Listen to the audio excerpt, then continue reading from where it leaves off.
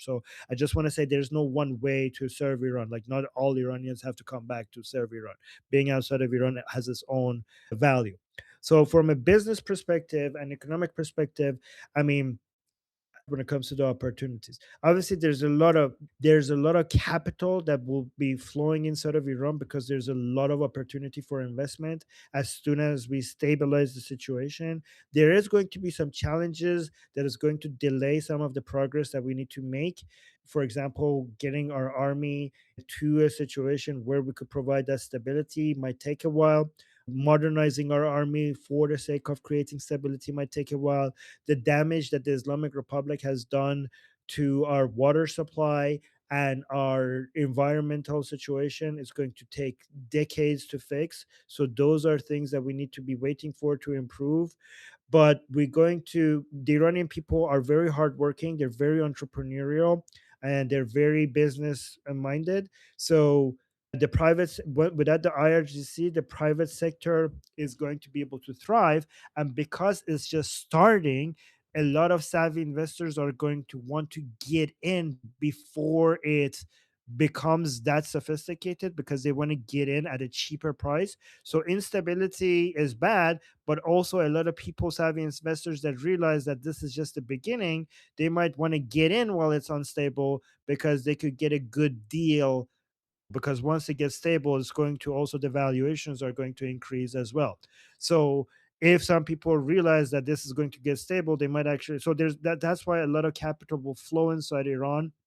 And especially a lot of capital from rich Iranians outside of Iran. That's going to be another thing, right? We're going to see our oil and gas is now going to be spent on our infrastructure instead of destroying Israel. So that's going to be a huge plus, right? And I think there's going to be a lot of eager, like, the celebrations, the cultural revival and the celebrations that we're going to be having is going to be so huge that it's going to get international attention. And I think that is going to be very effectively used as a marketing for tourism. So I think there's going to be a huge flow of tourism to Iran, especially given how many historical sites that we have that a lot of countries in the region will not be able to compete with. So that's going to be a big deal. But given how much rare earth metals we have, how much oil and gas we have, how much tourism sites we have, but more importantly than all of this, how entrepreneurial, hardworking and dedicated the Iranian people are, and how dedicated they're going to be to rebuilding Iran. I think our economic progress and our industrial growth and technological growth is pretty, it's pretty certain that that's going to happen at a rapid pace, even though we are going to have some challenges. I mean, look at the level of contributions of Iranians outside of Iran when it comes to business, when it comes to entrepreneurship, when it comes to technology, when it comes to academia. Everywhere they are, that they don't have the Islamic Republic ruling over them, the level of contribution is very significant compared to the average people within the population. So you could just imagine, if we have all of that happening in Iran as well, you could basically expect a huge rapid growth, which is going to increase the economic conditions of the Iranian people and increase their purchasing power and their well-being and their style of living. Does that answer your questions? Yeah, absolutely. I'll ask another one after everyone has had a turn. Okay. Thank you, Ali. I will add you back to the list. We appreciate that. Okay, next up is Drew. Hi, Armin, and this could go for you or anybody else. It's another cultural question after the rebuild, and I have experience in the animal rescue industry. I'm wondering what the culture is like for animal rescues right now inside Iran. I know Islam has issues with pet dogs, but sometimes working dogs are allowed, and I'm curious if you think there's going to be a need for animal rescues to come in, the international community to come in, and is there a lot of stray dogs running around the country right now? So the Islamic Republic itself has been very brutal against dogs. They have dog killing sites, and the Iranian people themselves are very, like, pro dog, right? Like, you could see that even with the regime's very anti-dog mentality. The Iranian people themselves have their own dogs, and which is has been difficult to do that because the regime is basically, it used to be punishable, but now so many Iranians have dogs that it's really hard to enforce. But I remember seeing videos from inside Iran where Iranians will go and try to save dogs from the regime, right? The regime officials that were killing them in mass, in huge numbers. And I remember seeing a video of these women who arrived there late, and they were crying over the dead bodies of all of these dogs. So I think when it comes to animal rescue, given that we have had people fighting an armed regime to save dogs, I can imagine that without an armed regime, like they will continue. What I'm saying is that just imagine the level of dedication. Usually, when you're trying to save dogs, you're just saving them from, I don't know, some animal abusers or force of nature. You're not dealing with a regime, right? But even in that situation, we still had people who were trying to save these dogs from the regime. But I mean, the Iranian people have, before the Islamic Republic, have proven themselves to be very cultured people who have the right, like the most progressive values, progressive in a good sense, not in a far lefty sense, progressive values compared to the rest of the world. So I would imagine in this sense they're also ahead of many people in the region. But beyond that, just being true about the Iranian people also tend to hate whatever the Islamic Republic stands for. So if the Islamic Republic hates dogs, they end up doubling down on loving dogs, for example, because of how much the Islamic Republic hates them. So I mean, even before we saw, like, I know we have ancient bonds with Israel, and also a lot of our connection with Israel is because they fight our oppressors. But one of the other reasons why so many Iranians love Israel is because the Islamic Republic is against Israel. Like for some people, for some Iranians, it's just that. For some Iranians, like, we love Israel because the Islamic Republic hates Israel. So you can imagine how much how much some people might end up doubling down on their love for dogs just because Islam hate, not just the Islamic Republic, Islam hates dogs. So if Islam hates dogs, then as an anti-Islamic person, I'm going to love dogs even more than it's than it's normal. You know what I mean? Like I'm not kidding. This is how some people think. Some people think, like, I mean, and it's justified. We think like Islam is shit. So what they hate, we should love, right? Does that answer your question, Drew? Yeah, that was actually perfect. Thank you. Yeah, you're welcome. A little girl in the Los Angeles protest had a sign about the dogs of Iran. Did anyone see it? It was really cute. I was talking about it prior to that, and then a friend went to the protest and sent it to me. Oh yeah, free dogs in Iran, and then it had a heart. So sweet. So even the kids are ready for dogs to be back in Iran. Next, we have a question from the chat. The question is, met Oh, some wait, Kurds. BT, BT, can you send that to me? Sorry, I didn't realize my mic was muted. Can you send that? Yeah, yeah. Yep. Okay. The question is, met some Kurds in my home country, and their leader was rather skeptical concerning Pahlavi. I want to convince them to support him. Would they get some partial autonomy like in Erbil? Will the new Iran be more decentralized like Switzerland or more centralized like France? All right. So here's a question to ask somebody who wants autonomy for Kurdish people inside Iran. Two questions. First of all, is that what the Kurdish Iranian want? Like, is that what they want? Do Kurdish Iranians see themselves as separate from the rest of Iran? Because if we have autonomy for the Kurdish region in Iraq, is because they see themselves as separate from Iraq. Why should we give something to Iranians, Kurdish Iranians, when it's not something they want? Not only it's not something they want, they're aggressively against it. Okay, the Kurdish Iranians are patriotic Iranians who see themselves as one with the rest of Iran, and they see themselves as Iranian first and Kurdish second, right? So that's question number one. Question number two: why would we need autonomy for Kurdish Iranians when everybody's rights are being respected? If every Kurdish Iranian has equal individual rights and equal opportunity compared to all other Iranians, then why would they want to be autonomous? In fact, the Iran project is going to be such a successful, growing, prosperous project that you want to be more like everybody should be eager to be part of it rather than being more separate from it. What do they Here's the question: what do they get from autonomy? If you want autonomy, usually you want autonomy because somebody is oppressing you. If we have a secular democratic country with every citizen's rights is being fully respected, then why would you want to be separate? It doesn't make any sense, right?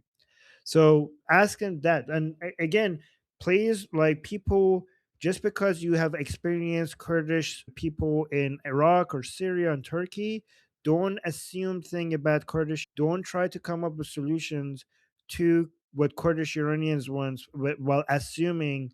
Don't try to come up with solutions assuming what they want, because the Kurdish Iranians went out in the streets and shouted Javid Shah and Pahlavi will return, not to separate Kurdistan from the rest of Iran.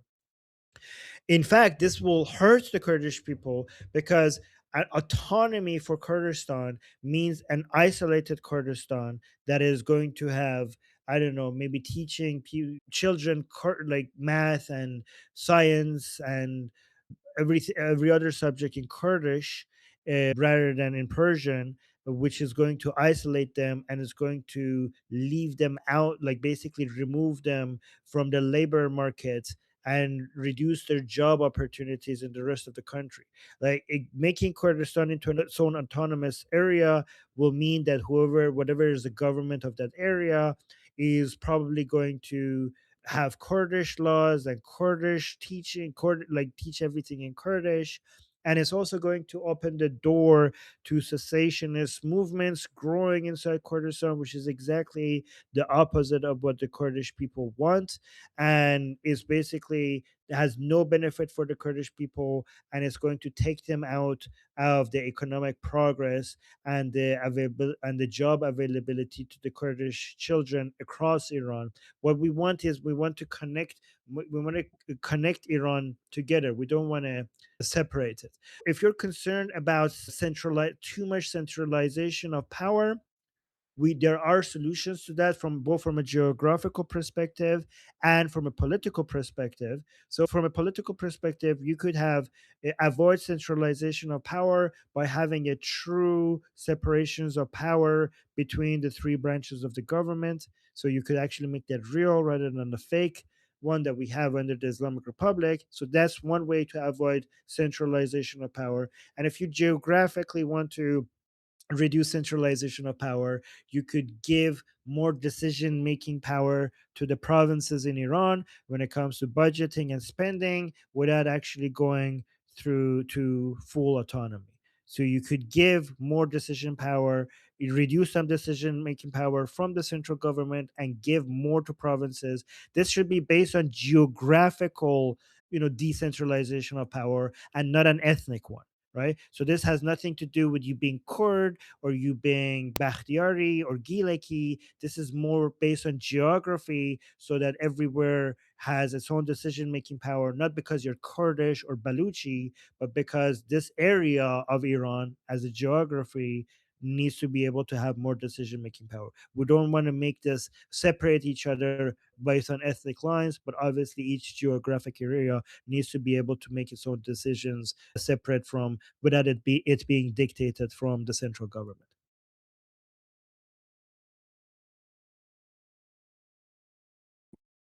Jeffrey, go ahead.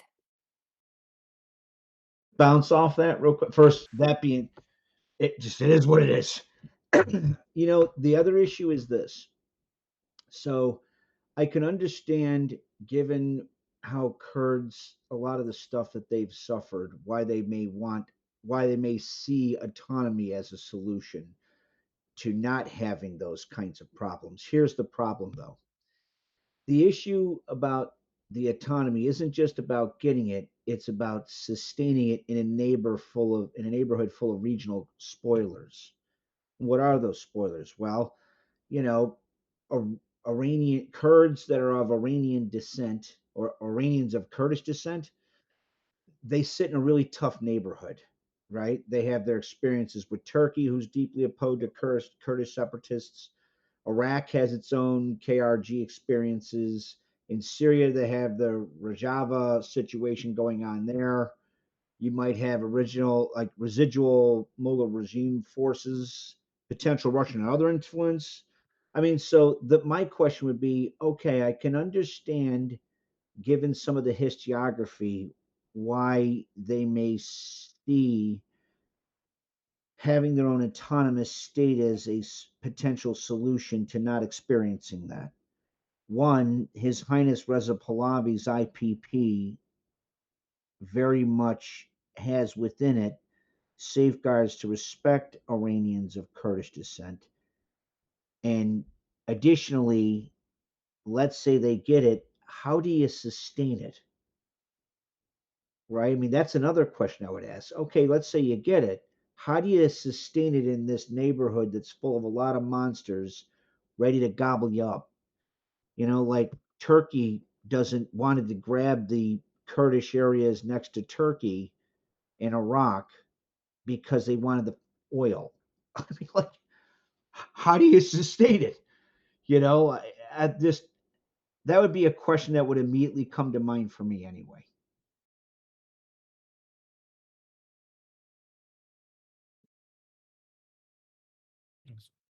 All right. Off on DT? that, or Oh, nope. Okay, so next we have Michael. Can y'all hear me? Yep. Cool. So one thing that's really crazy, right? So I was watching the PBD crap yesterday, and he's like, "Hey, Vinny, put that video on there.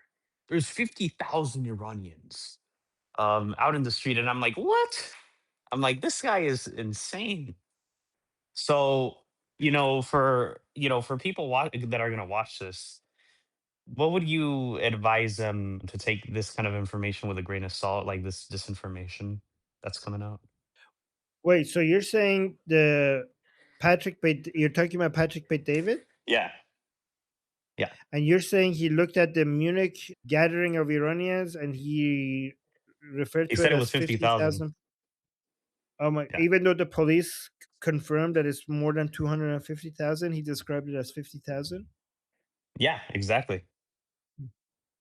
He might be trying to cause butthurt on purpose to bring views. I mean, he does, like, he might be seeing me, he might be getting like a lot of hate watchers. So it might be because of that. And maybe he noticed that if he pokes at these people, that's going to get a lot more attention. Maybe that's the reason. Is that Right. But possible? what would you advise the people listening, getting all this misinformation saying that I mean, we have a police report, which is yeah, usually yeah, an underestimate anyway. So, like, it doesn't get any more credible than the police report from the city itself, right?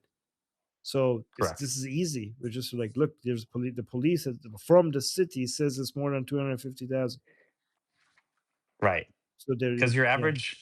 average American, they'll just look at the headlines, but they won't actually read the entire article. So like some of the news outlets will write, "Oh, Iran is says that they're making good progress on talks," but then you read more of it, and it's just like there's just a bunch of disagreements with one side and the other.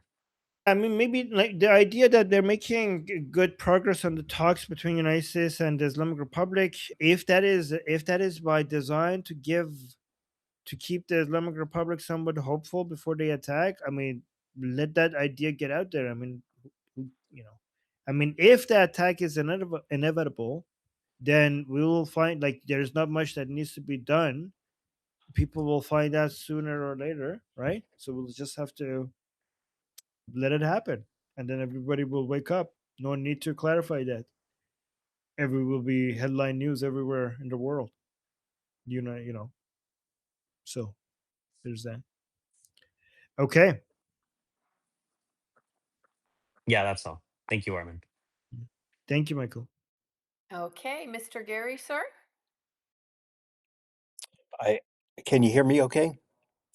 Yes. Okay, first of all, I missed you all tremendously, but Ah. it's good to be back. And I do want to pick up with what Jeff was saying and Armin, what you were saying as well. First of all, Armin, I think we're going to be nominating you for a cabinet position in Iran, just so you know. I'm not sure what it's going to be, but it's going to be something. But let me just cone out a little bit here. So Munich was a very, very meaningful event, not the least of which is because of the recognition that the KRG got from the international community as an independent Kurdish power broker nation that's very positive. That was a very subtle highlight that came out of that meeting. The Iraqi Kurds, as you were pointing out, Armin, they've had a lot to be fearful of. And if our invasion of Iraq accomplished only two things beside the cleaning up of Al Tawaitha, it freed the Kurds to live their lives in the most arable part of Iraq. And now they have a population center of 35 million human beings living in the most arable part of Iraq. They've now allowed all the Syrians from northeast Syria to come on in, join the party, live in Iraq, because now is not the time to start feeding the state of Syria to the Turks, as you all were just alluding to. The Turks, the Iranian regime's carcass is not even dead yet. And the Saudis and the Turks are already sharpening their backstabbing knives. So, where I'm going with this is that I agree with what you're saying. There is no point to Iranian Kurds establishing an independent state and then having to sustain it. That becomes self defeating. It's exhausting. It would be exhausting doing that.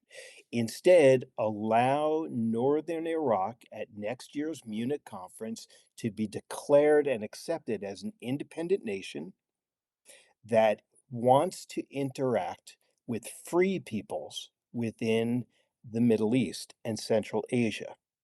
So it really annoys my wife, but I'm going to be the eternal optimist here. Okay. What you're seeing is from India to Tajikistan, to Uzbekistan, to Turkmenistan, to Kazakhstan, to the Caspian Sea, to Azerbaijan, to Armenia, to the new nation of Kurdistan, and then the free country of Iran, and then Israel. You are now seeing an entire network of non brutal dictatorships cooperating or at least competing economically in a sustainable fashion.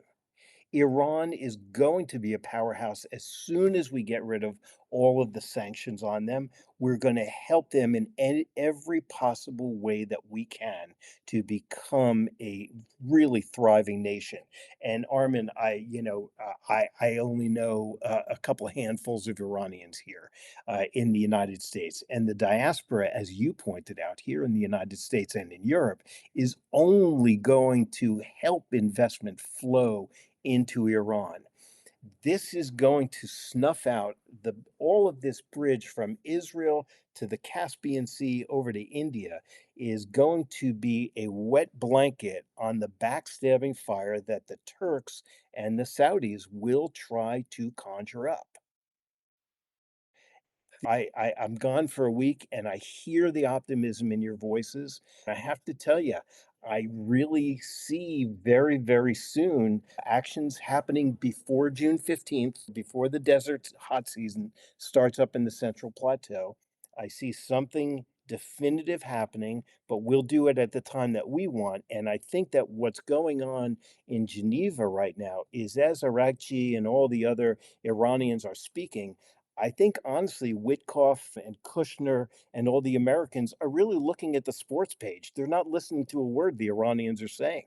They're looking at the sports page, they're shopping online. They don't give a damn what the Iranians are saying. They just don't care what the Iranians are saying. It's a foregone conclusion what is about to unfold in Iran. But as I said, and BT, I appreciate you caretaking that information before I left, but there are not going to be 25 plus nuclear sites in Iran, full stop.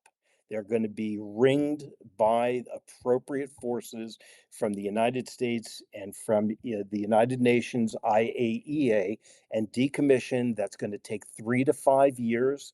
This is not something you can do with the theocracy in power, and nobody in the United States government is willing to allow those sites not to be decommissioned. I'm sorry I ran so long here, but I was thinking of so many No, no, things. actually, can you explain to me the backstabbing that you mentioned? Can you explain that to me? Like, what are you So, referring to?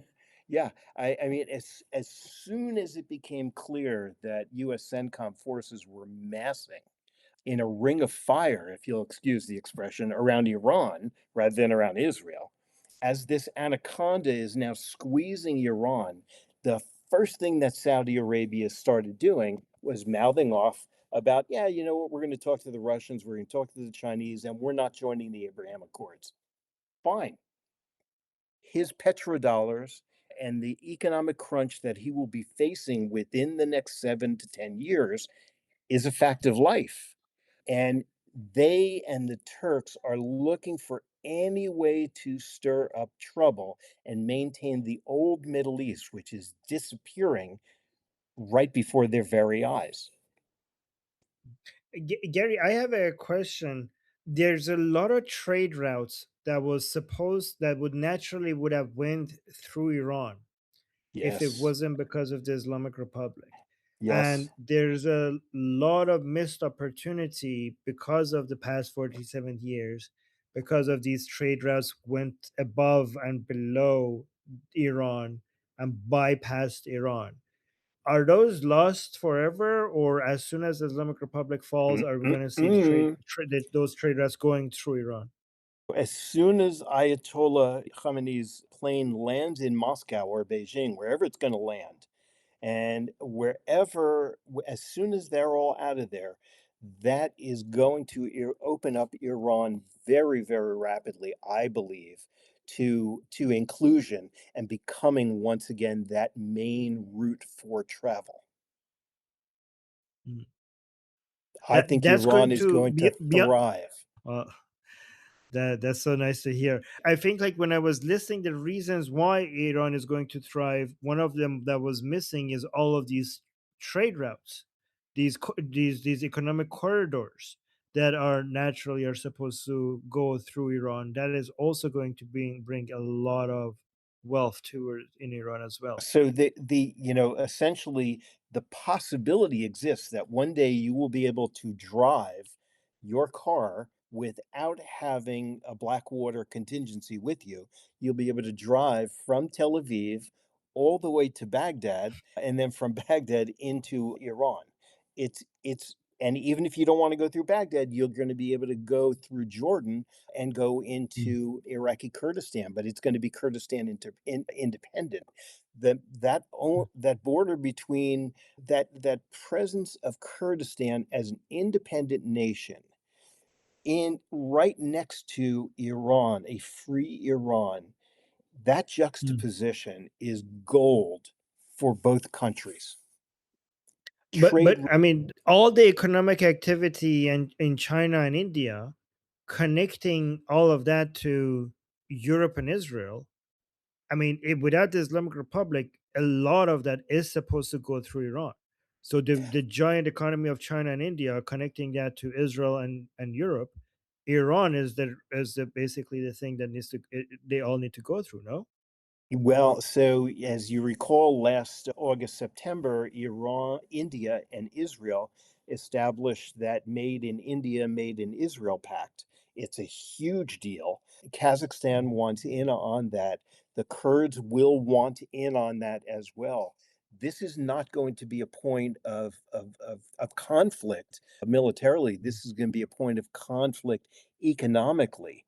It's going to be a phenomenal engine that has the potential to do away with all the old, viperous behavior, that backstabbing garbage from the old Ottoman Empire and the old Caliphate.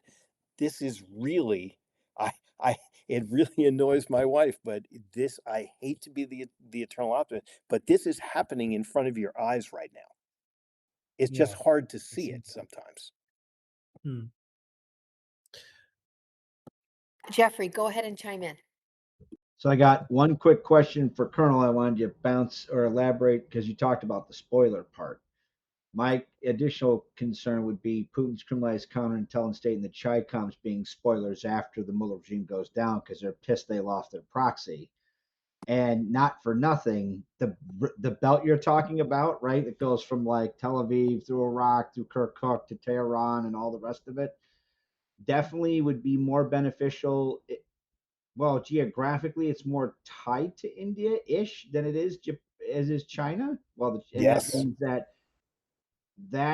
so you have a double whammy against the autocratic bloc. One is the Chinese Communist Party Disagree with loses their China. proxy, and the second is now you're economically enabling the regional competitor, which is India, against the Chinese Communist Party. So I was wondering Yeah. if I could hear your thoughts on that part. The United States has 20 plus years of counterinsurgency, and it would probably be really beneficial to set something up where you can have those people legally train elements of the broader Persian diaspora so that they can do the counterintelligence and Department of Homeland Security, the post-Mullah regime IPP version of the Department of Homeland Security, so they don't have to worry so much, or at least they have the means to push back against that kind of destabilizing effort that's probably going to be pushed by Putin, Xi, and all the other scumbags. And Jeff, I know you use that word with all due respect, that last word. Yeah. So so China and Russia just can't help themselves. It's just like Turkey and Saudi Arabia. They can't help themselves. They are what they are, and it is what it is. And so they're going to do whatever it is they're going to do. But the real road to wealth is from Eastern Europe. It can bypass Turkey, that's not a problem. But then from Eastern Europe from Israel all the way east until you get to Bangladesh. This is going to be one unified engine for economic competition that eventually Qatar and even the Saudis and the Turks are going to have to say, WTF. We we see what you've been talking about. Capitalism is better than stabbing everybody in the back. It's going to happen in some way, shape, or form. Yes, they have populations that are very, very difficult to deal with, but when people are making money and people are going on vacation to Iran, to India, to Kurdistan, to Azerbaijan, to Kyrgyzstan, to Israel, and they're skipping Turkey and Saudi Arabia. It's unsustainable, especially when petrodollars they're going to be, instead of $120 a barrel, they're going to be getting about $35 a barrel because, as you probably missed, and it didn't miss our ears, the first mini nuclear reactor was Was put on the transported planet. by the United States today from one Middle Eastern country to another Middle Eastern country. That's a very Take big a deal. guess who played a role in developing some of that policy, Colonel. So the thing that Saudi Arabia is now losing out on because they can't help acting the way they are is there's a corporation called the Bechtel Corporation, Bechtel. They're based in Reston, Virginia, but they also opened up a branch during the Trump first administration in Riyadh. And Bechtel is the company that built the first three Iranian nuclear reactors, and they were going to get licenses for 21 nuclear reactors from Qatar into Saudi Arabia. and those licenses have been stopped by the US federal government. This is a huge blow because they really thought they were going to get nukes from the US for energy use for their AI wet dreams. Now they're holding bags of sand that are getting less and less worth their weight in gold. Bottom line, Okay. Armin, I think Iran is just at the right point to make that switch from a theocracy to a constitutional monarchy. Yes. And Jeff, if I could say one thing that's different now as opposed to, the era, of Mossadegh and the Shah's father, is now the southern tier of Russia is no longer. It's now independent nations that have no intention of ever going back into the USSR. So there are these buffers that protect Iran from all this Russian nonsense. And, it's not easy for Russians to really integrate into Iranian society. They stand out so horribly. No disrespect intended, Um, Armin, to the Russians. I wanted to mention that you might this might go against what I've been doing in the past, decade or so, is that I do genuinely think the greatest force against Islam is economic activity. And so I think the greatest force against Islam is capitalism, because the more you give something to for people to live for, the more you remove a reason for them to die for another life. So this is basically, to me, this is a competition between dunya and akhirah. So in the Quran completely dismisses dunya, which is this life, the life that we have, for the sake of akhirat, or we in Persian we say akhirat, which is the afterlife. And it always dismisses this world as a delusion, something not worth living for, something not worth fighting for, something not worth making an effort for. This is a temporary place, that it's all just a game, that your entire focus should be on building your afterlife, because that is eternal and this is just a temporary thing. And this is why Islam is such a cult of death, because it basically celebrates death and devalues life. And I think when it comes to well-being and improving people's lives, it's economic activity and prosperity, and that actually builds our life, that improves our well-being, that improves our condition. So when you give people something to build, something to look forward to make money, to be prosperous, to give their children a better life for the future, even if they are, nominally Muslim, they become less Islamic, because the dunya becomes more and more attractive than any shadowy idea of an akhirat. So I think capitalism makes people focus more on life rather than death. And I think that's why just improved economic activity is one of the greatest forces against Islam. Go on, Gary, you want to add to that?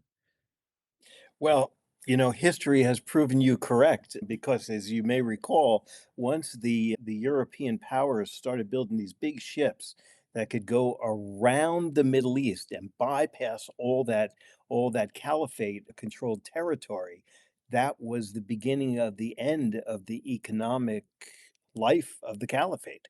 And now, once Iran comes back into the picture, it becomes that hub of activity between Eastern Europe all the way to Eastern India.